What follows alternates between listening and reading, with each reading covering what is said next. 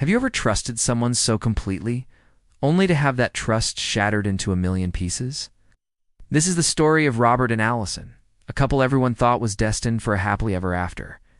But behind the perfect smiles and romantic getaways, a web of lies was slowly being spun. One that would ultimately unravel their love and lead to a revenge so perfectly executed, it's almost poetic. Robert was a hopeless romantic. From the moment he met Allison, he was captivated. She was vibrant, intelligent, and had a laugh that could light up the darkest room. He showered her with affection, supported her dreams, and believed every word she said. For 5 years, their life was a fairy tale. They built a home together, adopted a dog, and even started talking about marriage. Robert saw his entire future in Allison's eyes. He trusted her with his heart, his secrets, and his finances. He never once questioned her late nights at work or her increasingly frequent business trips. Why would he? He was in love, and love, he believed, was built on unwavering trust. But trust is a fragile thing. The first crack appeared subtly. It was a stray comment from a mutual friend, a name Robert didn't recognize, quickly dismissed by Allison as a new colleague. Then came the hushed phone calls she'd take in another room, the way she'd angle her laptop away from him, the sudden password changes on her devices. Robert tried to ignore the gnawing feeling in his gut. He told himself he was being paranoid, that he was letting his insecurities get the best of him. He loved Allison, and he chose to believe her explanations, no matter how flimsy they seemed. The truth, however, has a way of coming to light. It came in the form of a certified letter addressed to Allison, which Robert opened by mistake. It wasn't from her work. It was a legal notice, a co-tenancy agreement for an apartment across town, an apartment she shared with another man. The name on the document was the same one his friend had mentioned months ago. The world tilted on its axis. Every late night, every business trip, every secretive phone call suddenly clicked into place, forming a horrifying picture of deceit. For over a year, Allison had been living a double life. Confrontation was inevitable, and it was ugly. The tears, the denials, the eventual gut-trenching confession, it was all a blur of pain and betrayal. Allison admitted everything. The other man, the secret apartment, the intricate lies she had woven to keep both her worlds from colliding. She pleaded for forgiveness, claimed it was a mistake, but the damage was done. The love Robert felt had curdled into something cold and hard. He asked her to pack her things and leave. The fairy tale was over. In the weeks that followed, Robert was a ghost haunting the ruins of his life.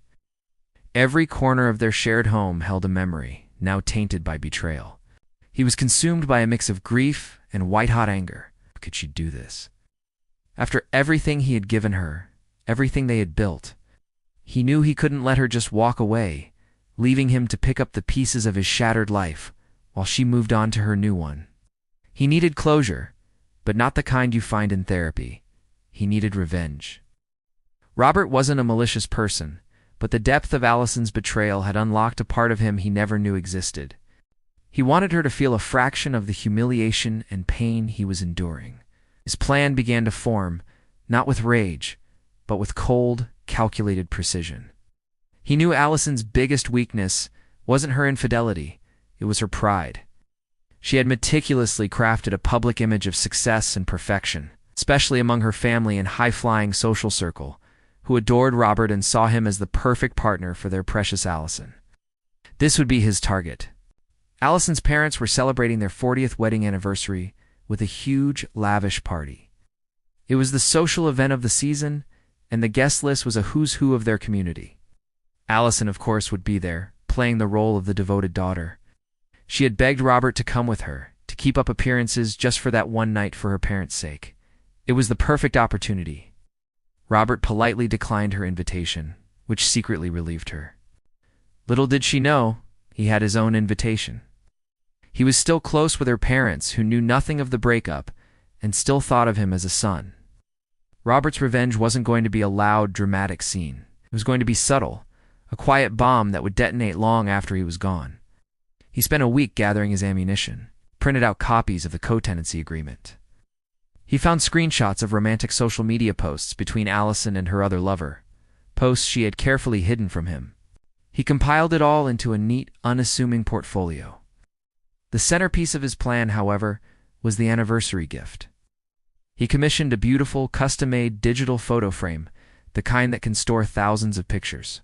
He spent hours loading it, not with photos of Allison's parents, but with a timeline of his own.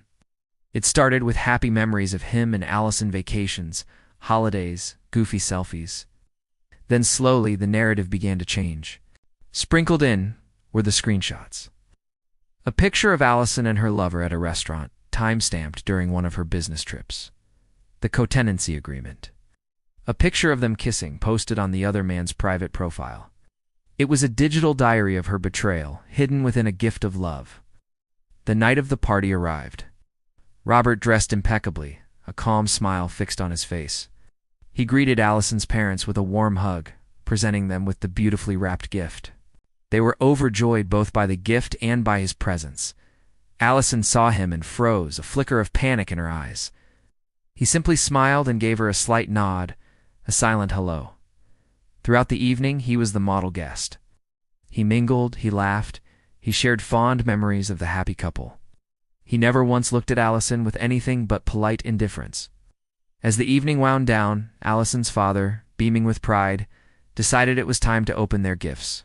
He saved Robert's for last, announcing to the crowd how much he and his wife adored him. I unwrapped the digital frame and plugged it in. The slideshow began. The first few photos were met with awes from the crowd. Robert and Allison on a beach, Robert and Allison with their dog. Then the first screenshot appeared.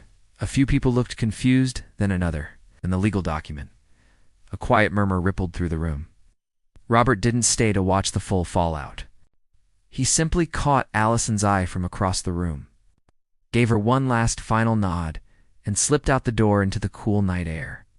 He could imagine the scene, the frantic attempts to unplug the frame, the confused questions from friends and family, the dawning horror on her parents' faces. He had not shouted or caused a scene. He had simply presented the truth, wrapped in a pretty bow, and allowed her own lies to do the rest. The next day, his phone was bombarded with texts and missed calls from Allison, from her parents, from her friends. He ignored them all. Didn't need to hear the apologies or the accusations. He had his closure. He had exposed the lie, not just to himself, but to the world she cared about most. It was a cold, calculated act, but for Robert, it was justice. It was the final chapter in their story, a chapter he wrote himself. And as he blocked her number for the last time, he felt something he hadn't felt in a long time. The first quiet stirrings of peace. Thanks for watching. Right.